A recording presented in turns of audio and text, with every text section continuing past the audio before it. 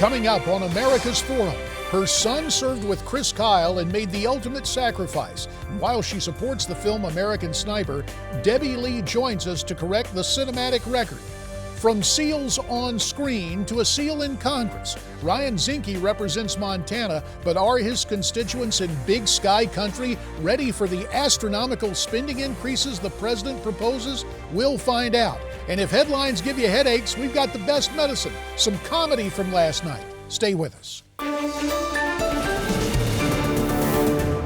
Many Americans are digging their way out this morning after that huge snowstorm. Good morning, I'm Miranda Kahn, and this is your Newsmax Now update. The storm buried states all the way from the plains to the northeast. Look at that. It's being blamed for at least 10 deaths, including a woman in Massachusetts who was hit by a snowplow. In the last 7 days, Boston received more than 40 inches of snow. That's a record for a week. It may be cool outside, but tensions in Washington continue to heat up over the budget. The president says he wants to end what he calls mindless budget caps. So my budget will end sequestration and fully reverse the cuts to domestic priorities in 2016. But Speaker of the House John Boehner points out that the president's budget never balances, ever. Senate Majority Leader Mitch McConnell calls it a top-down, backward-looking document. Possible presidential hopeful Dr. Ben Carson weighs in on the recent vaccine debate. In a statement, he says people should not be allowed to refuse vaccinations on religious or philosophical grounds. This comes after New Jersey Governor Chris Christie declared that the parents should have some measure of choice in vaccinations. And Kentucky Senator Rand Paul also weighed in on the debate, saying most vaccinations should be voluntary. The suspect in the murders of 5 people in Georgia is now in police custody. Officers arrested 26-year-old Thomas Lee, seen here yesterday at a Mississippi bus station. He's suspected of killing his wife, her daughter, her parents, and a family friend. Police found the victims in a home just southwest of Atlanta on Saturday. Football Hall of Famer Warren Sapp gets sacked by cops in Arizona. He's facing 2 counts of assault and 1 charge of soliciting prostitution while in Phoenix for the Super Bowl. He's also been fired from the NFL Network. Venezuela's president calls the United States outrageous and offensive. Nicolas Maduro is upset over new visa restrictions being put on Venezuelan officials. The rules bar current and former officials associated with human rights abuses or corruption from entering the U.S. It's now being extended to their families. As President Obama reconsiders a ban on sending weapons to Ukraine, the death toll there rises. The United Nations now says that more than 5,300 people have died fighting in eastern Ukraine between the army and Russian-backed rebels. So here's the question for you. When a groundhog sees his shadow, the prediction is 6 more weeks of winter, but what does it mean when this happens? He says that... Yeah, that's the mayor of Sun Prairie, Wisconsin. He got a nip on the ear from Jimmy, as you just saw. That's the town's official groundhog. He says that means in early spring. It may also need a Band-Aid.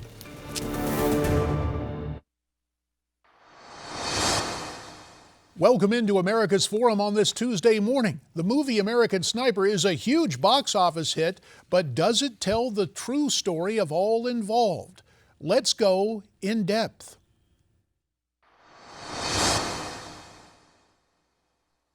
Joining us via satellite from Phoenix, Arizona, the mother of slain Navy SEAL Mark Lee, Debbie Lee. Debbie, thank you so much for your time. You bet. It's great to be here today, JD. Now, Debbie, you've been quoted as saying, American Sniper is not a documentary, it's Hollywood. Could you elaborate on that observation? You bet. It obviously is a movie that was made in Hollywood. It's not a documentary. It is based on the book that Chris wrote, American Sniper. So they took liberties in licensing to change up some of the story, to change up some of the characters. Bradley Cooper did an absolutely amazing job on Chris's character. He worked really hard to make sure that he got him right. He studied him, got his accent down close to that, and the message of the movie is absolutely amazing. But the Mark Lee that you see portrayed in that movie is not my son. I tell people the true part of Mark, his name was Mark Lee. He did get shot in the mouth and he did have a funeral, but other than that, they took quite a bit of liberties in licensing on Mark's character. But it is an amazing movie that has an amazing message that I know Chris would be very proud of. And I'm excited to see the impact that it's having on Americans across our country, across the world. People are watching this movie and getting a better understanding into who our troops are, the sacrifices they make overseas, the decisions that have to be made, the sacrifices their families make back at home, and then the importance for us to make sure that we take care of them when they return home, emotionally, physically, whatever their needs are, and that we don't forget our families of the fallen. Debbie, I want to return to your story and that of your son, Mark. You attended a premiere in New York, is that correct? Yes, I did. And when you were there watching the motion picture and watching the death of your screen son, that must have been really very difficult. I can tell you that was the most emotional, heart-wrenching movie that I have ever watched. As you said, knowing that the character that portrays my son on that screen does get shot and dies in front of my eyes. They relive his funeral. There's a part where the actress that's being me reads part of Mark's letter in there. And Chris Kyle became like a son to me. So to watch his story as well, to watch the footage of the funeral at the end and the processional. I was there that day, and to relive that, we just passed the 2-year mark of Chris's death. And it is very real to see that. Those are the memories that we have. And so it was very heart-wrenching to watch these stories, knowing that both of these young men in my life are gone, but knowing that we must carry on their missions. And part of carrying on their mission is an accurate representation of what really transpired. I think those of us who go to see a motion picture and know it is, quote, based on a real story, understand that there has to be dramatic license, at least in terms of combining events. But the Mark Lee we meet in Chris's book is very different from the Mark Lee on the screen. What are your principal concerns? What was taken out of context, and what should people know about your son, Mark Lee? Well, I think first of all, they can go to our website at americasmightywarriors.org and read Mark's entire letter. We call that his glory letter. As in the film, it starts out, some men seek glory and others find it stumbling on them, not expecting it to find them. Mark wasn't seeking glory. It stumbled on him. But that paragraph that's read there totally takes Mark's letter out of context, and people need to read that entire letter to get a better glimpse into who Mark was. Mark totally believed in the mission. He believed in what he was doing there. And there's one line in the film where Mark's character says, "I don't believe in what we're doing here." That wasn't true. And then the distortion to take his last letter home, read that part. I don't want to give away the whole film, but there's a discussion after Mark's funeral where Chris and Tay are talking in the truck. And she says, "What's up with that letter?" And Chris's reply to her was, "Mark didn't die in Ramadi that day. Mark died when he wrote that letter. That was life leaving him." And it could not be further from the truth. Mark's letter was written about 2 weeks before he died. He meant it to go to just a few family and friends. And that was Mark living on here on earth, even long past. It's been 8 years, and that letter is still impacting lives and changing lives all over the world. I got, just last week, received a reply at our website that somebody that said, "I was thinking about suicide, and I read your son's letter, and I read your story, and I decided if you could carry on, that I could carry on. I needed to continue to live." This was another one of our troops who served. More with Debbie Lee right after this. You're watching America's Forum from Newsmax TV. Back now on America's Forum, pleased to be joined by Debbie Lee, mother of Navy SEAL Mark Lee, who was killed in action and depicted in the motion picture American Sniper. Let's continue our conversation with her right now. I can only imagine, first of all, to see the screen representation of your son's death and then to see his letter taken out of context and that fictional visit home by Chris Kyle with his wife and words that you said obviously did not fit your son. I'm wondering, in the wake of the motion picture, your reaction when the lights went up in the theater. Well, I had been crying. I had been shaking. It was that very emotional, not quite like the funeral, but it was pretty doggone close to that depth of emotions.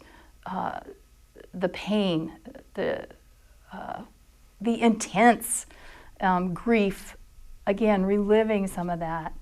But as I look back, I am so proud of Chris Kyle. I am so proud of Mark Lee, of Ryan Jobe, all the rest of those SEALs that are portrayed in there. Well, let's make the Kyle. distinction. Let's make the distinction, Debbie.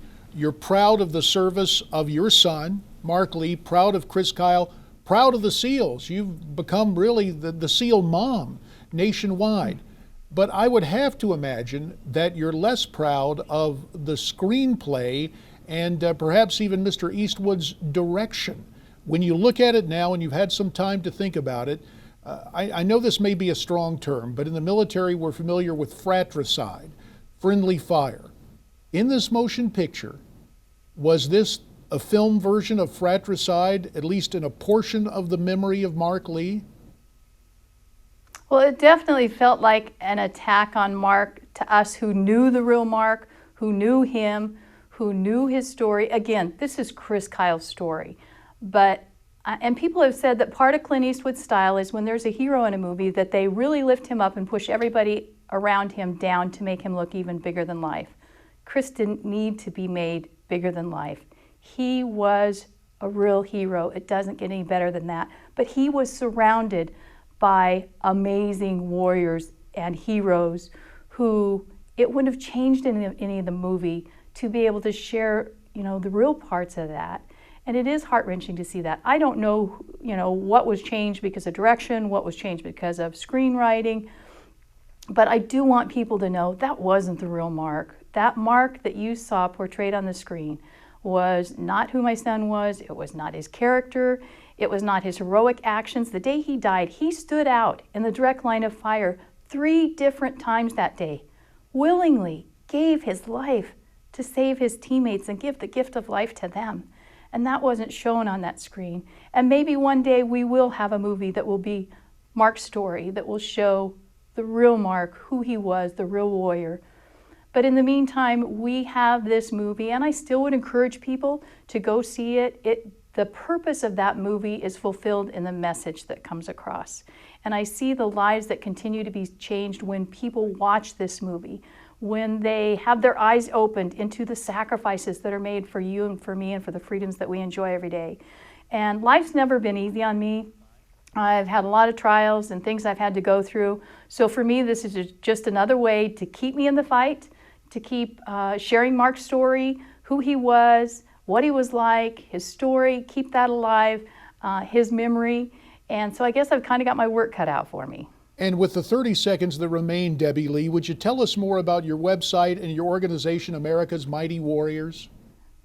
You bet. We started that in response to Mark's amazing last letter home, and his name meant Mighty Warrior. But it's not just about Mark, it's about each one of our men and women who serve and sacrifice. And we have 4 main things that we do. We do retreats in Texas for our wounded warriors and our Gold Star families. We have a house in Arizona called the Heroes Hope Home, where our families of the fallen can come stay free for the week. We're paying for hyperbaric oxygen therapy treatments for our troops with TBI and PTSD. And then we do a lot of advocacy. So you'll find me up on Capitol Hill, lots fighting for their funding, benefits, rules of engagement. There isn't anything I wouldn't do for our troops, but we need people to continue to support us so we can fulfill the mission. We don't have any paid salary, so the majority of what comes in does go to the programs. And they can reach out to us at americasmightywarriors.org. And if they haven't read American Sniper yet, they can also purchase that on our website and get Chris's true story. Debbie Lee, we thank you for your time and setting the record straight, even as you extol the overall message of the film American Sniper. Thank you for your time, thank you for your sacrifice, and thank you for your son, Mark Lee. Thank you. Once again, the website is americasmightywarriors.org. And for your copy of the #1 bestseller and to read the whole story of Chris Kyle, the most lethal sniper in U.S. history, go to newsmax.com/sniper. When we come back, we go behind the curtain, so to speak. Our old pal from Washington, pundit, ex-lobbyist Jack Berkman joins us. There's more ahead on America's Forum. Stay with us.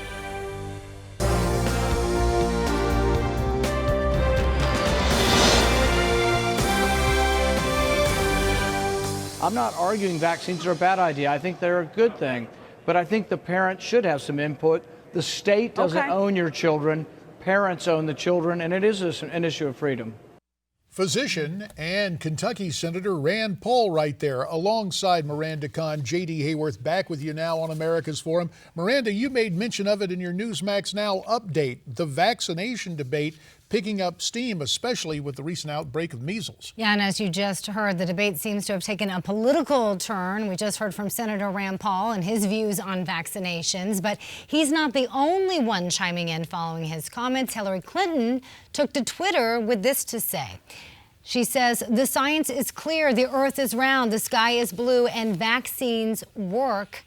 Let's protect all of our kids. Grandmother knows best. That hashtag, a distinction on her new status as a grandma.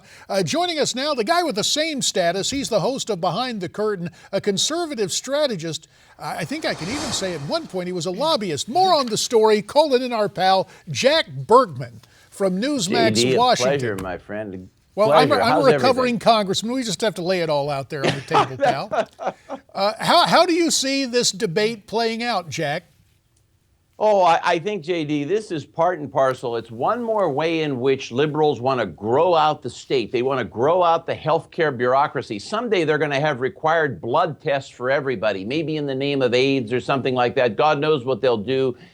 I see it as one more way in which the Leviathan grows out. I think conservatives are just going to be overrun on this. I don't think a guy like Boehner wants to fight on an issue like this. McConnell might a little bit. But I just think, sadly these days we're getting overrun a lot. This could be one more episode of that. So if I'm hearing you correctly, you think that parents should have the right to choose whether or not to vaccine their children? No, well, I think it's a question of which vaccines. I think it's a question of how. You see, the state wants to take this in a direction.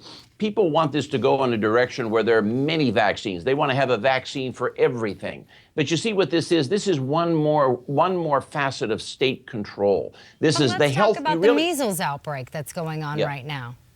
So you're saying certain vaccines you shouldn't be able to decide, but others you can. I mean, measles. I'm presuming all children are being vaccinated for measles. I presume both of you were. I don't think that's even see, Jack, that is the problem. In California, one of the reasons they believe the outbreak there has grown, if not exponentially, at least dramatically, is because parents have been reluctant to immunize their kids to a variety of things. And obviously you and I assume measles, but there's a larger question here, Jack, and a distinction we need to make.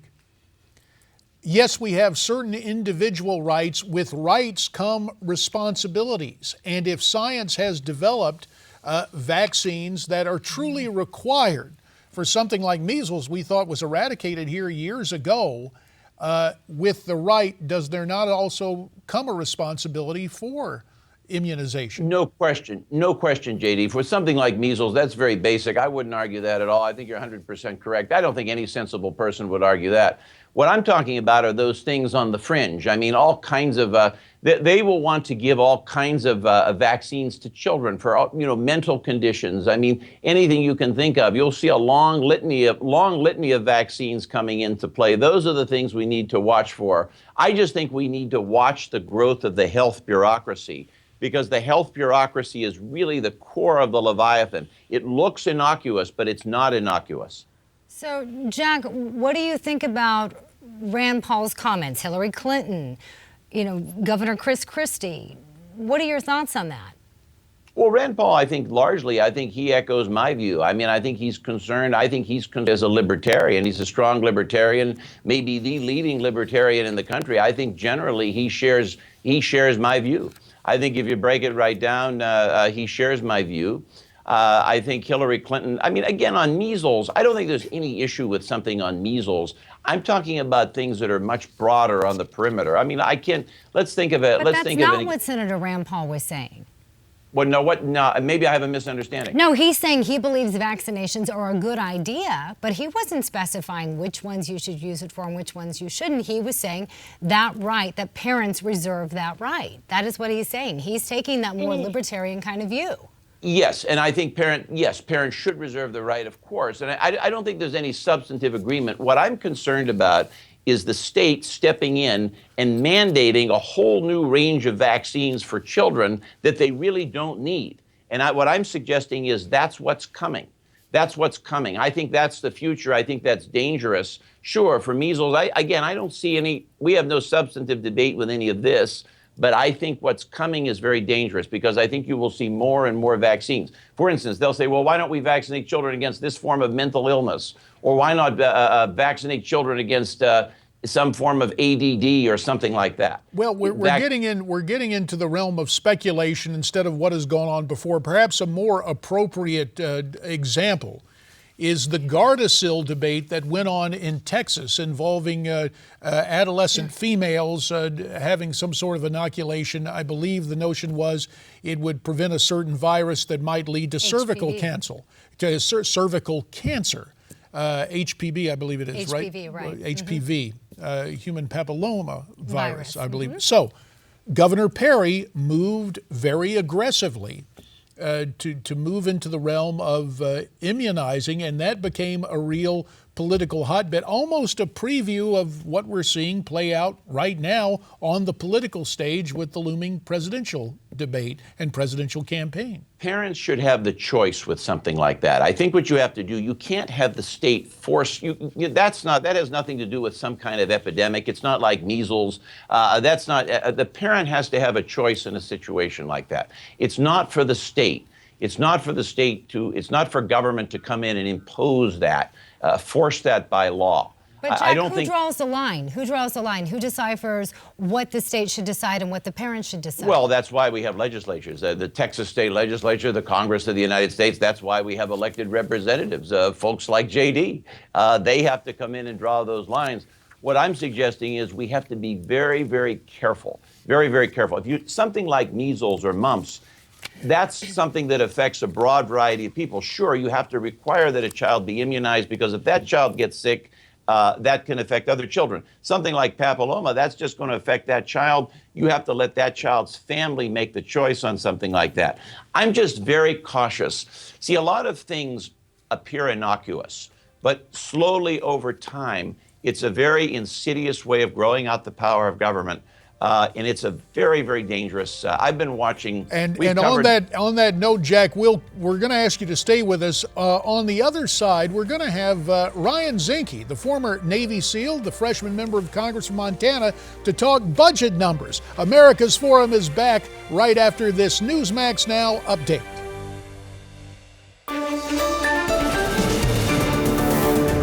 And topping your Newsmax Now update, at least 10 people died after another massive snowstorm. The deadly winter blast stretches from the Great Plains to the Northeast. Boston saw a record-breaking 40 inches of snow this week.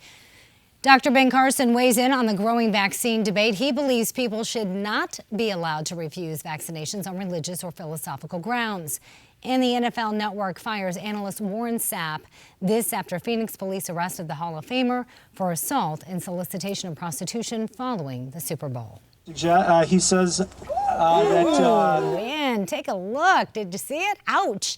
Jimmy the Groundhog sinks his teeth into the mayor of Sun Prairie, Wisconsin. That had to hurt. The mayor declared that means an early spring. We think it also means it's time to grab that Band-Aid. I'm Miranda Kahn. We'll have another update coming your way at the top of the hour.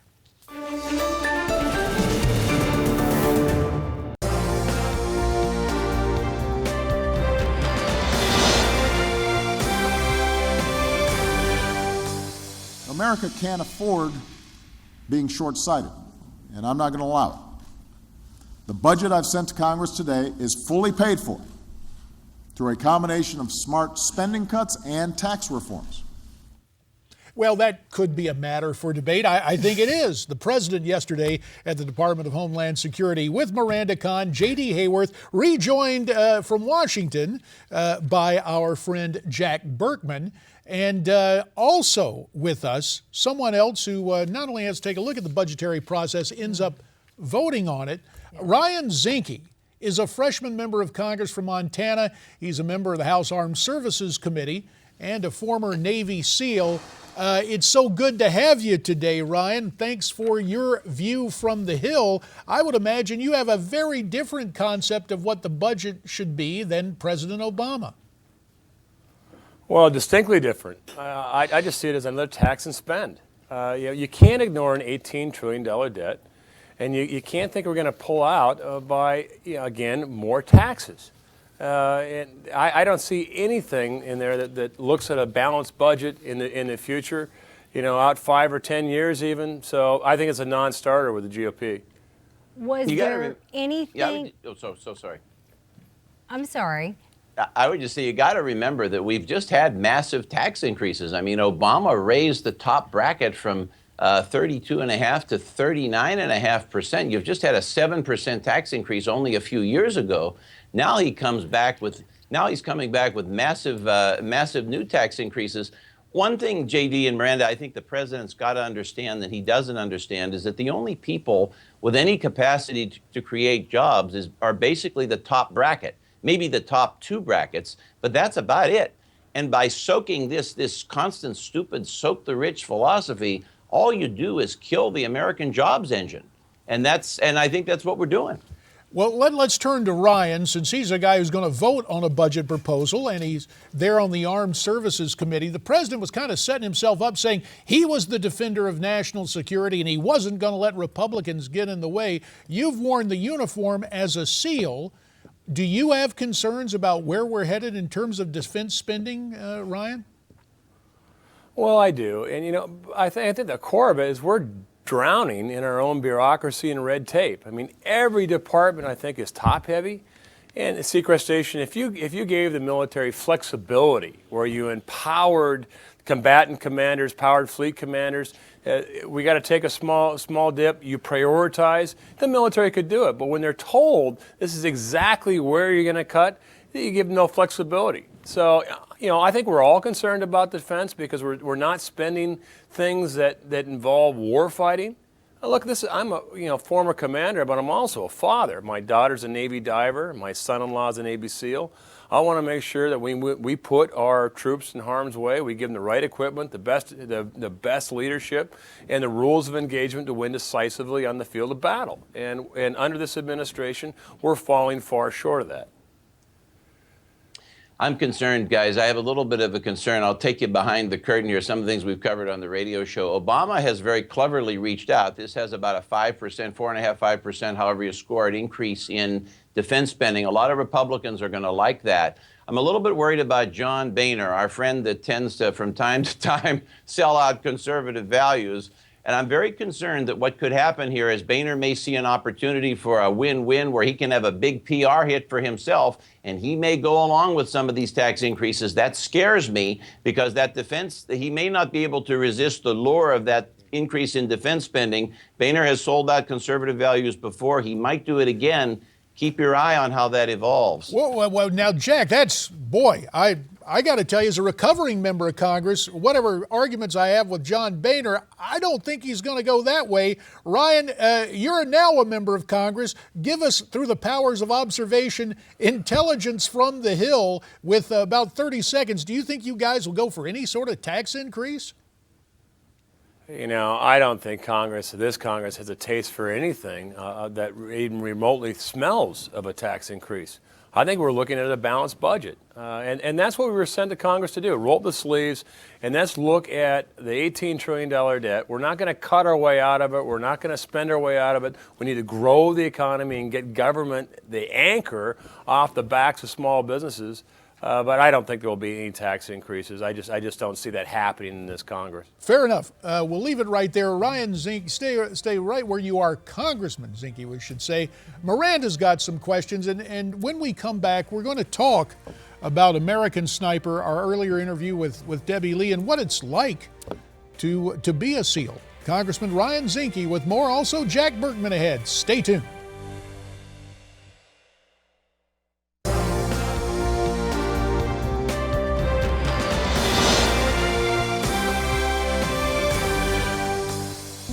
Would you be surprised if I told you that the Navy has credited you with over 160 kills? You're such a great father.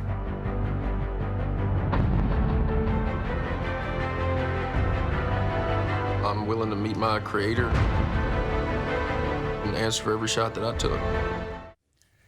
Obviously, the trailer from American Sniper, big-time box office. Of course, Navy SEAL Chris Kyle broke there. Records over the weekend. It continues. Super Bowl weekend of all weekends. That's what makes it so interesting. Yeah. Right. What also makes it interesting, the varied reaction to the motion picture, since it was about some SEALs. We've got a real-life SEAL still with us, Congressman Ryan Zinke of Montana. He's new to Capitol Hill, but he knows his way around the military. Also, Jack Berkman in Washington. Let's continue the conversation. Representative Zinke, have you seen the film? And if so, what's your reaction to all this controversy that JD was mentioning surrounding this particular film? Well, I did. I thought the film, Clint Eastwood, I think, did a magnificent job of telling Scott Ewan's story, about Chris Kyle. It was a story about wounds and sacrifice. Wounds both physical and emotional, and sacrifice the members as well as the family. So I think it was spot on. It hit the heart of it. There was some criticism that some of the battle scenes weren't accurate, but I think people missed the point. It wasn't about a battle scene. It was about a much deeper journey in a man's life. And Jack, what about you? Have you seen the film? I did see it. I don't really understand all the controversy about it. I think the reality is that the establishment media will never celebrate our military the way it should be celebrated. Frankly, I'm surprised Hollywood would even make a film like this. But I think it's just, there's so much celebration of our military that we need to do. I still feel everywhere, guys, this kind of anti-military feeling in the establishment media. I think they only very grudgingly give honor to our troops. I think they only do it, they do it like the liberals. They do it because they have to do it. They don't want to do it. And well, let's hear from a guy who has worn the uniform and now wears the congressional pin. Congressman Zinke, your take on the perception of the military, both from your time as a SEAL, and I believe you told us earlier you've got another family member now in the SEALs. Well, there's a difference between Hollywood and America. I think America trusts the military. It's probably the last institution we do trust. And the military is made up of Americans. And I tell you, I'd rather have Clint Eastwood with me in war rather than Michael Moore. So, Hollywood is not all liberal. There's some good people out there, but you're right. There's a throwback, and anyone who would say that Chris Kyle is a coward, certainly doesn't get it. I'll tell you, JD, I always remember John Kerry, Secretary of State.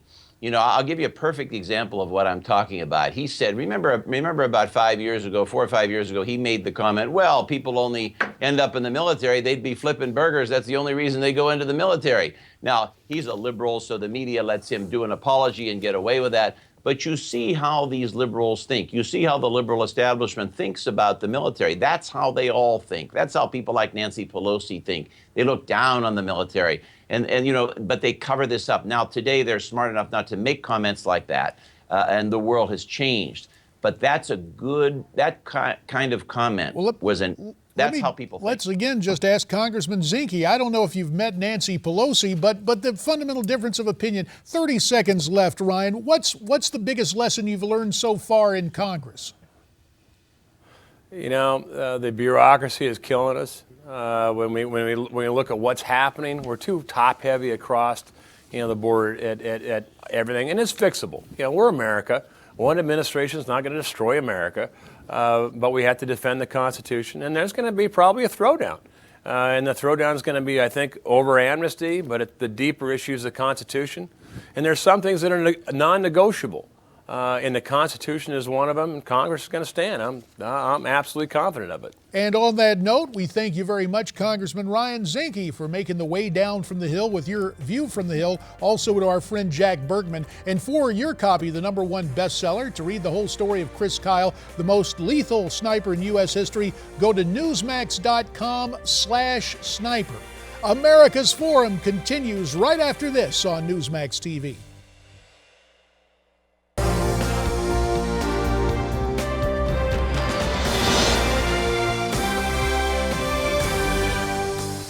With Miranda Kahn, J.D. Hayworth back on America's Forum. We were talking earlier about immunizations and measles and stuff. There is a new affliction. Right. It's in Seattle where there's a lot of rain, but there's, I guess, a form of Super Bowl sunburn that. Yeah, it here hurts, it is, 2 days. it? Yeah, you're feeling it here, but you're smiling a little bit more today. It's starting to sink in. Well, we sit back and understand football's a game. Guys get paid a lot of money. Those big rings were on the line, and how on earth did the Seahawks pass on that last play? It's tough. Well, we go from the tears, crocodilian though they might be, to cheers. They're cheers to rhyming all the time. No, it's time to take a look at how the late night comics treated that last play in the Super Bowl, all part of this morning's Comedy Corner.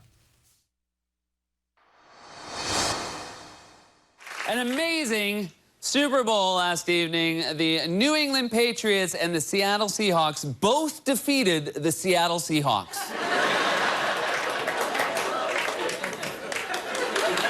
It really was an incredible game, and even though the Patriots won, you've really got to hand it to Marshawn Lynch. You've really got to hand it. You have to hand it to Marshawn Lynch. I have to say, though, we actually saw something this weekend that was almost as good as the Super Bowl. And this video went viral after New Jersey Governor Chris Christie was settling in for a radio interview. And, well, this happened. Chris Christie, here he is. Come on in here, Chris. It's great to have you with us today. Thank you so much for doing this. It's very cool knowing you.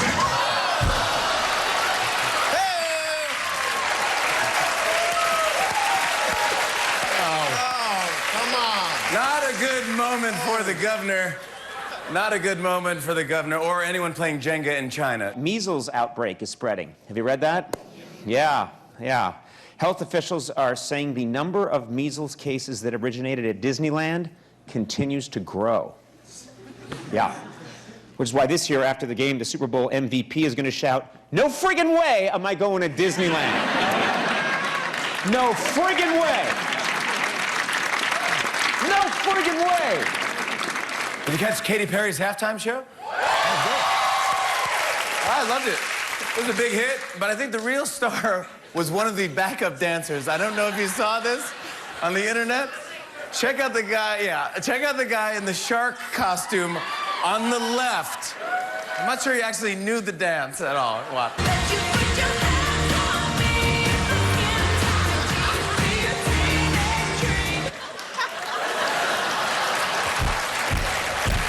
It is a well-known sports fact that every one of the past 48 Super Bowls were decided 4 days prior in a video game competition. Every single one. It's a fact. It's on the internet. Don't believe me? Check it out.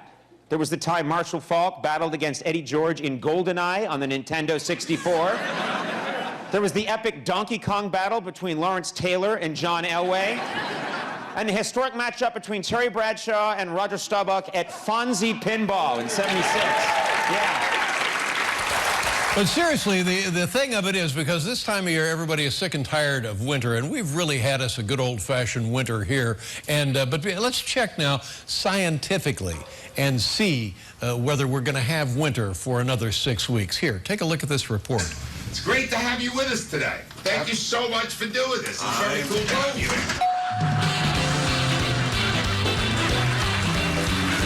6 more weeks of winter.